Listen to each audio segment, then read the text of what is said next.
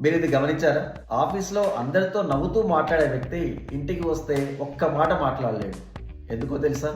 ఆ వ్యక్తి introvert. Introvert అంటే తక్కువ మాట్లాడేవాళ్ళు కాదు. వాళ్ళలో ఉన్న ఎమోషన్స్‌ని కంట్రోల్ చేసుకోవడానికి ఎక్కువ ఎనర్జీని ఖర్చు చేసిన వాళ్ళు. బయటి వాళ్ళతో మాట్లాడే ప్రతి మాట వాళ్ళలో ఎనర్జీ అంతా ఖాళీ అయినట్టు అనిపిస్తుంది.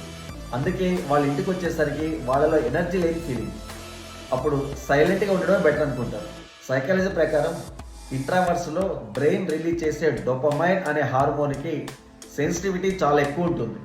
అందుకే వాళ్ళు అందరితో ఇంటరాక్ట్ కాలేరు. అదే వాళ్ళకు మానసికంగా భారంగా అనిపిస్తుంది. ఇంట్రావర్స్ మారాలంటే ఇలా చేయొచ్చు.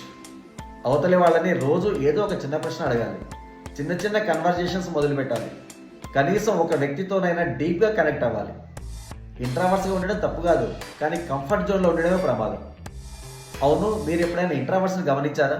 అయితే ఎస్ అని కామెంట్ చేయండి.